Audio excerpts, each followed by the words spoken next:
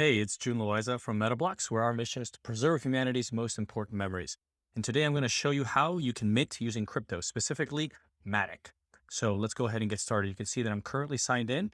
Just as an FYI, you'll be able to mint signed in or signed out if you don't have an account. You can always create an account later. So let's go ahead and do this. I'm going to go ahead and find a Blox that I like. Let's say I go ahead in this region over here. I'm going to click on a Blox. I find a tier 1 Blox. This pricing is just for the testing at the moment.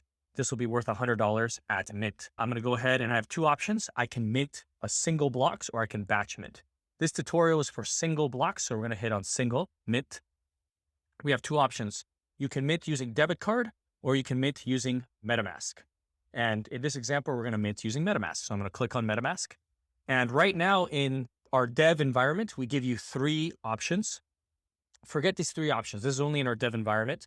At launch, we will only allow for MATIC, and we'll give details on why we're only doing MATIC. We're simplifying the flow, just making it a lot easier for people to not make any mistakes, for us to not encounter any bugs, just really simplifying that process. So at mint, you'll only be able to mint with MATIC. And make sure you're bridging. Make sure you're bridging your Ether, your MATIC from the Ethereum blockchain over to the Polygon blockchain. I created a video for that, linked in the description of this video.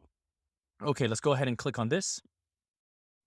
And you'll see we're going to clean this up. This will say step 1. What this is going to do is going to pop open your MetaMask wallet. And here, this is very important. What you're going to do is in this estimated gas fee section, you're going to click on edit.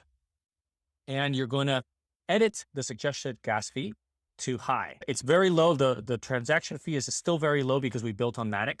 But this is important in order to make sure that your transaction goes through. If you don't do this, it's going to time out and your transaction will not go through. Let's go ahead and click on confirm. Okay, and now that we've clicked on confirm, you'll see that we're processing your order. We're going to remove this as well because there's a bug with this one. So instead of this, we're going to say, if you do encounter any challenges, please message us on Discord. This will have a link to the Discord where you can talk with us directly. We will be ready to help you in your minting process. So there you have it. Boom, it is now minted. So now we're going to link you to the OpenSea collection. So if you click on this, you're going to go to OpenSea and you're going to see in the San Francisco collection, we have San Francisco and Miami launching. You'll be able to see all the blocks that are available or that have been minted in San Francisco. Let's go back. Let's say finish. And now here, when it refreshes, you'll see that this Blox 3829 is now owned by me.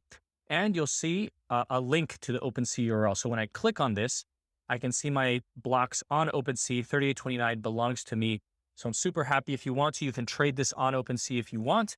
That's going to be our trading platform. And if you are on OpenSea and you want to make sure that the Blox actually belongs to Metablox, what you do is you click on this link. This will take you to the Blox on OpenSea. And you want to make sure that the OpenSea URL also does link back to that Blox. So that is how we're doing it in minting to make sure that you're not going to get scammed and buy some kind of a fake Blox. All right, and that's it. If you do have any questions, hit us up anytime on the Discord, and we're here to help you. Happy minting.